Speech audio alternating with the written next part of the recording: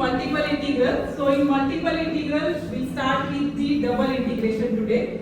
So if you know the integration formula, this topic is very easy. If you are weak in basic of class 12, you need to revise the basic formulas of integration. So in multiple integral, firstly we need to study the double integration. So in double integration, there are three types of examples. So three types. First type is the direct evaluation of integration. In suppose till now you had the integration, only integration with respect to x, right? So in addition to that, now you will have one more integration with respect to y as well. You need to study triple integration also in further topics. So there you will have dx, dy, and along with that you will have dz as well. Okay. So today we start with the direct evaluation, that is type 1 of double integration. So what do you mean by direct evaluation? Direct evaluation means integration in which the limits of integrations are given to you. Okay, means definite integrals in terms of second double integration. Okay, so suppose you will have such limits.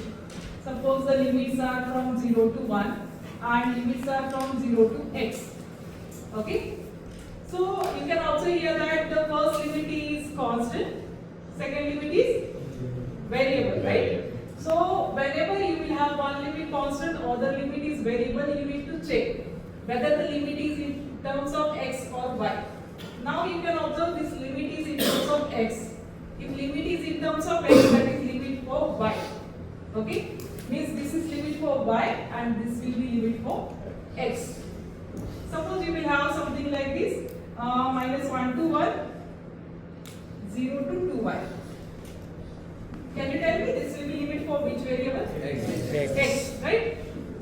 This is for x, so automatically this will be for y, right? Understood? Suppose you will have such integration, minus x to x and 0 to y square. Which limit will be for x and which will be for y? This will be for y and this will be for x. Okay. So whenever you are coming across the combination where one limit is constant, other limit is variable, in such cases you are going to integrate firstly with respect to the variable limit. Now here what you have? X. With respect to x you are going to integrate with respect to x first, and then whatever answer you are going to get for that, you are going to integrate with respect to y later. Understood? Okay. So here in this case, which limit is variable? For y, the limit is variable. So you are going to integrate first with respect to y and then with respect to x. Understood the pattern? So here, two things you need to remember. If limits are in terms of x, that is limit for y, and if limits are in terms of y, that is limit for x. And if one limit is constant or the limit is variable, what you are going to do? You are going to integrate with respect to variable limit and then with respect to constant limit. Understood the concept? Let's solve the examples related to this.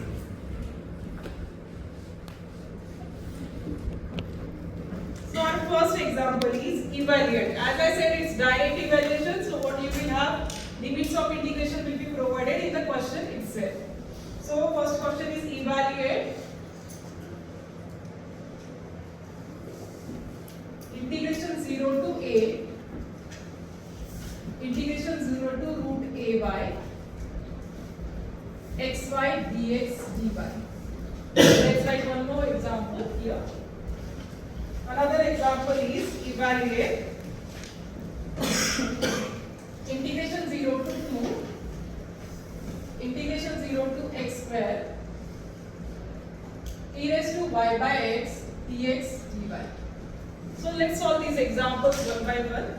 So firstly, whenever the integration is given to you, let's denote it by something. So let it be integration I.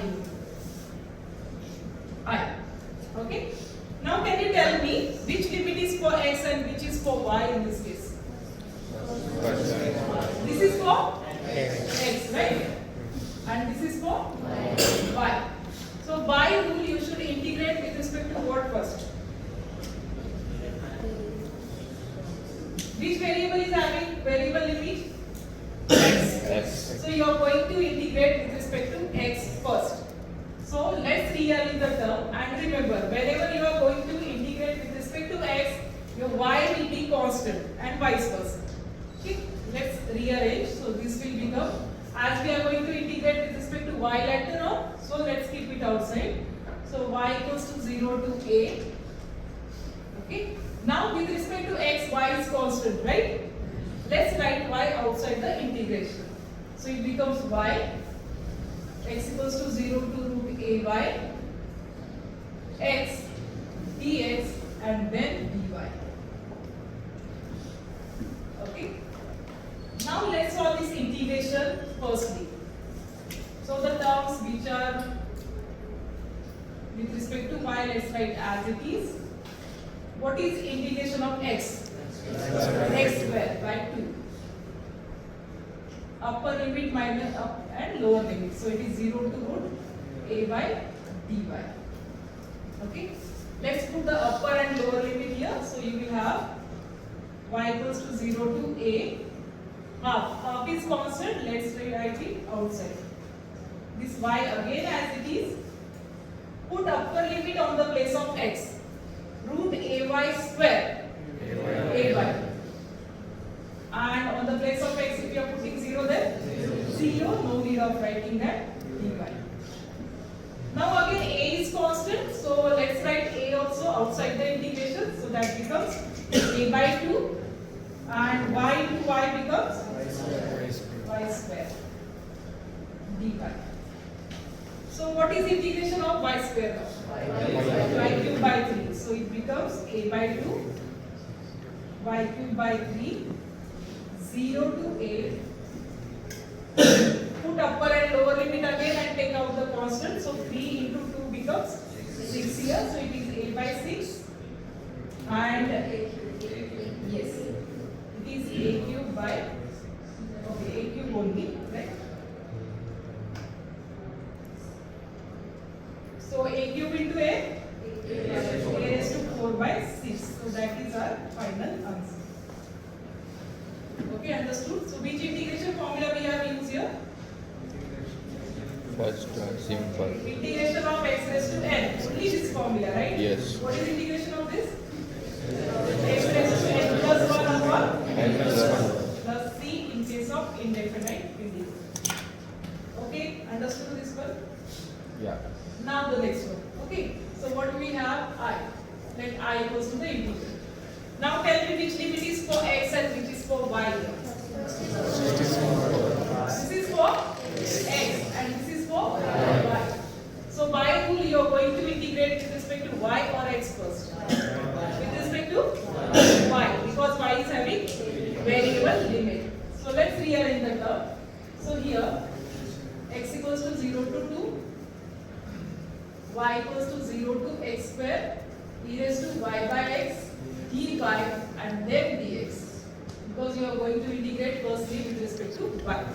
Now here we are going to use the integration formula, that is integration of e raised to ax is what? What is integration of e raised to x? E raised to ax upon a plus c. Okay. Now as I said, with respect to y you are integrating, so x will be what? Constant. Means 1 upon x is constant. So if you compare with this formula, what is your a?